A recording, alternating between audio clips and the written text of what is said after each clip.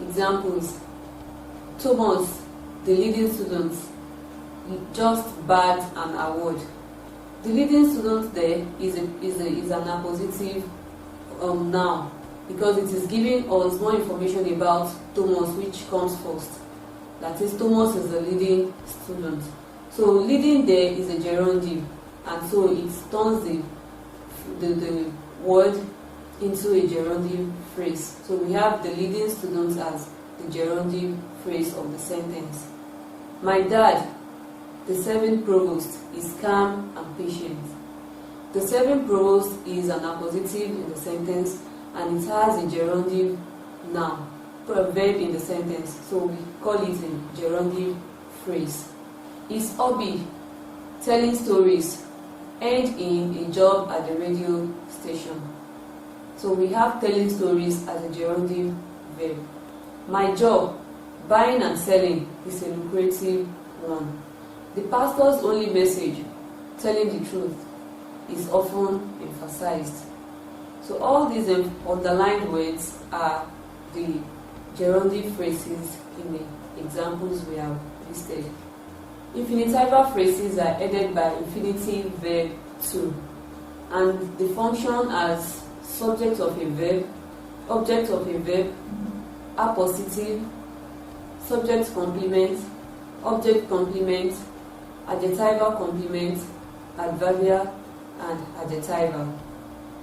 Let's see how it works. Infinitival phrases are subject of a verb. Examples: to carry out the task is demanding. To carry out the task is the infinitival phrase, and it is headed by the verb to, that is the infinitive to. To be late is an offense. To sing aloud often constitutes nuisance to others. To be an actress will earn you much respect. To be a businessman will fetch you a lot of money.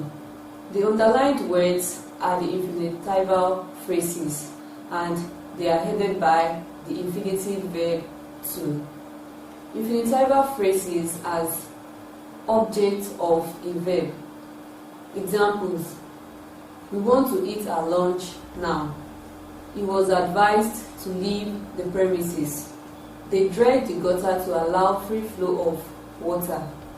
Tolu released the textbook to allow our colleagues to copy the assignment. God sends the rain to nourish the earth. The infinitival phrases that are underlined function as objects of the verbs in the sentences, and they are headed by the verb to, that is the infinitive verb to. Infinitival phrases functioning as appositive. Examples: my ambition, to be a teacher, is my priority. To be a teacher in the sentence gives us more information about my ambition. That is, it is telling us what my ambition is, so it is an appositive, and it is headed by the infinitive verb to, so we say it is an infinitival phrase. Their request to attend the party was not granted. To attend the party is the infinitival phrase. The only option to eat beans was objected by Tola. My belief to trust in God works for me. Tolu's aim to become a renowned author is supported by his parents. The underlined words are the infinitival phrases functioning as appositive, and you discover that they are headed by the infinitive verb to. Infinitival phrases functioning as subject complement. Examples: it is a responsibility to cook. My plan was to stop at the grocery store. I read to pass and gain more knowledge. Their desire is to see the movie. The team rehearsed to carry other members along.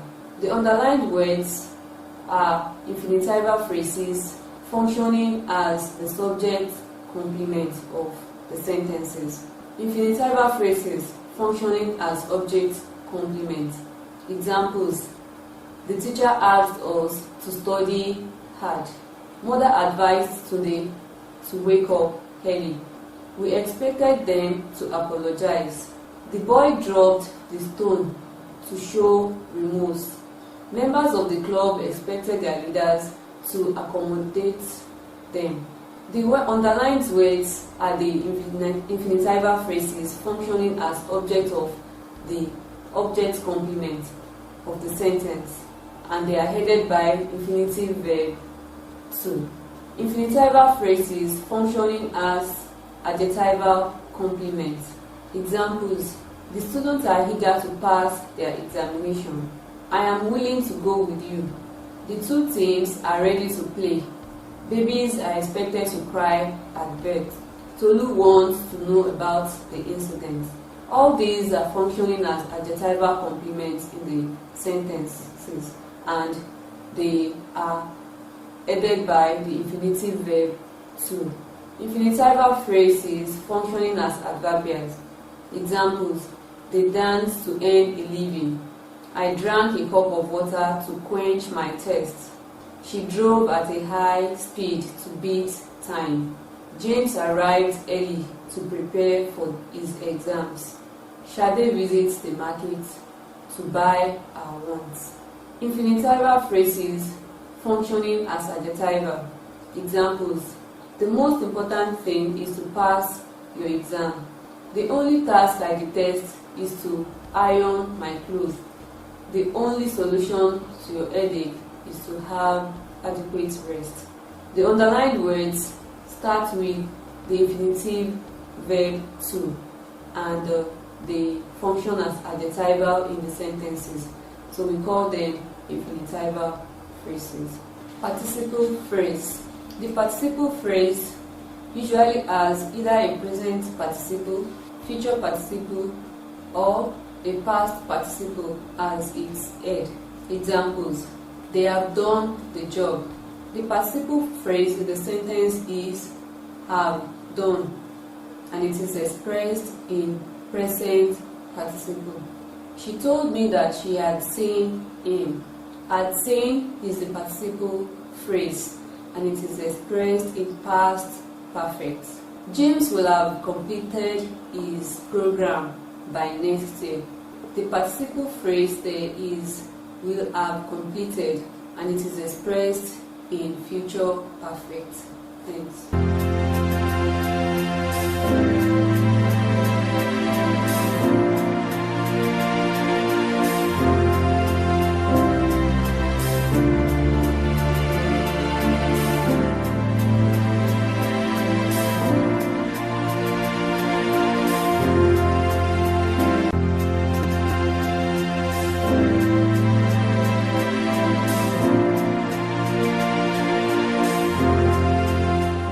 Clauses. In English language, a clause is a group of words that has a subject and a finite verb. Unlike the phrase that do not have a finite verb, a clause has a finite verb. It contains a subject and a verb. A clause has two parts: the main clause and the subordinate clause.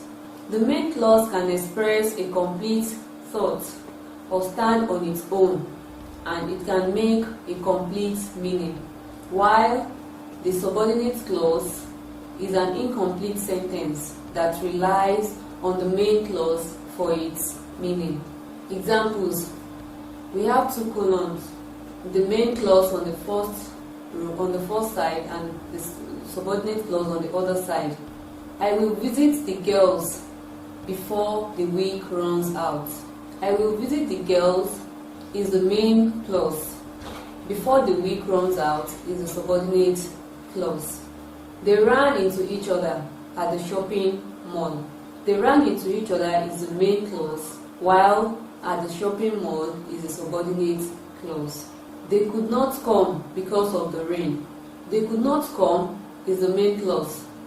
Because of the rain is the subordinate clause. We shall meet again if time permits. We shall meet again is the main clause, while if time permits is the subordinate clause. I need some money, but there is no means. I need some money is the main clause, but there is no means is a subordinate clause.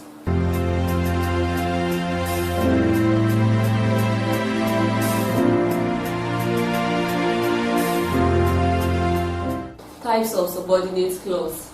Noun clause. The noun clause functions as a noun and could be in the form of a noun or noun phrase. Examples: she sang the song you taught us. The song you taught us is a noun clause in the sentence. They saluted the man for his courage. I was surprised at what I saw. That I cannot dance disqualified me. What worried him most was his daughter's attitude. The noun clauses in the sentences are the song you taught us, the man, what I saw, that I cannot dance, what worried him. These words are the noun clauses in the examples. Adjectival or relative clause. The adjectival or relative clause refers to a subordinate clause that functions as an adjective. It is usually introduced by relative pronouns such as whom, who, whose, that, and which. Examples: this is the boy whose sister just clocked 10. I saw the man who comes here every day. The cat that was bought yesterday is dead. Thomas is the one to whom I gave your bag. This is the color which we chose. The adjectival clauses in the sentences are whose sister just clocked 10, who comes here every day, that was bought yesterday is dead, whom I gave your bag, which we chose. Adverbial clause. Adverbial clause refers to a subordinate clause that performs the function of an adverb.